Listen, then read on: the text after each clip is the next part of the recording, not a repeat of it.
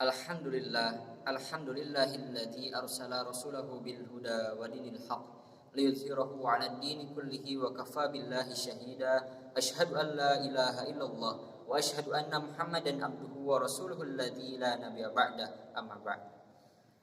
Puji serta syukur marilah kita panjatkan kehadirat Allah yang telah memberikan beribu-ribu nikmat kepada kita, dengan dijadikannya lautan sebagai tintanya, dengan dijadikan ranting-ranting sebagai penanya, dengan dijadikan daun-daun sebagai kertasnya. Niscaya itu semua tidak akan cukup untuk menuliskan betapa banyaknya nikmat yang telah Allah berikan kepada kita.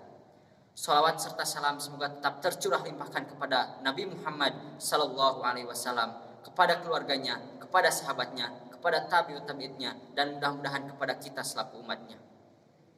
Kawan-kawanku yang berbahagia, pada kesempatan kali ini izinkan saya menyampaikan pidato sedikit tentang pandemi bukan halangan untuk thalabul ilmi.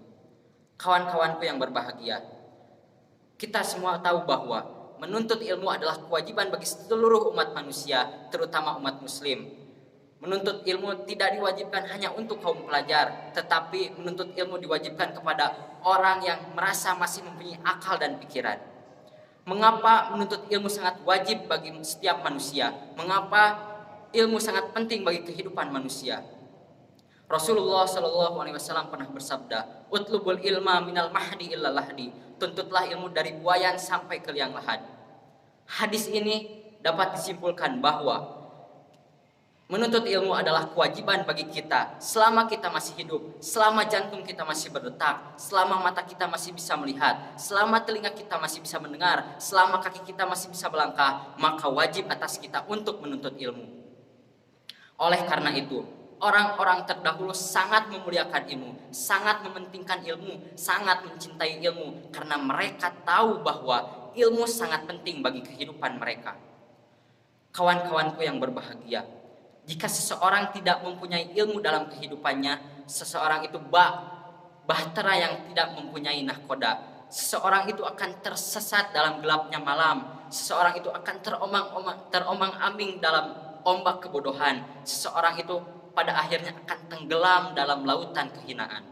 Kawan-kawanku yang berbahagia, namun lihatlah pada masa pandemi ini, kebanyakan orang menjadikan alasan masa pandemi untuk berhenti belajar. Kebanyakan orang menjadikan alasan masa pandemi untuk berleha-leha dalam belajar, padahal tak sepantasnya masa pandemi dijadikan alasan demikian.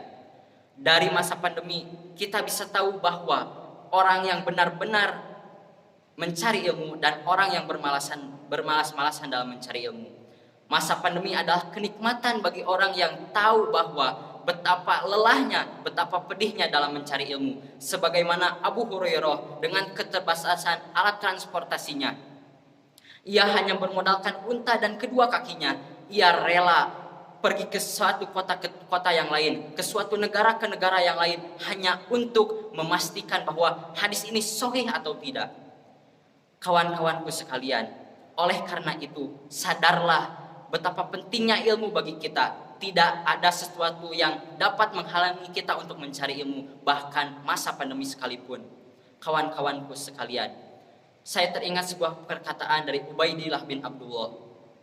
Yang disebut manusia adalah mereka yang dapat menampung ilmu. Selain itu, hanyalah kawanan para domba yang tak berguna. Ketika kita lelah, ketika kita tidak mampu dan tidak mau untuk menampung sebuah ilmu, apa bedanya kita dengan domba? Maukah kita disamakan dengan seekor domba? Kawan-kawanku sekalian, oleh karena itu, nyalakanlah api semangat dalam diri kita, semangat mencari ilmu, agar kehidupan kita terarah dan sampai kepada tujuan. Sebagai penutup, saya mempunyai perkataan dari Imam Syafi'i. Kata Imam Syafi'i, orang yang tidak mampu menahan lelahnya belajar, maka harus siap untuk menahan pedihnya kebodohan. Aqulu qouli hadza wa astaghfirullah li wa lakum. Assalamualaikum warahmatullahi wabarakatuh.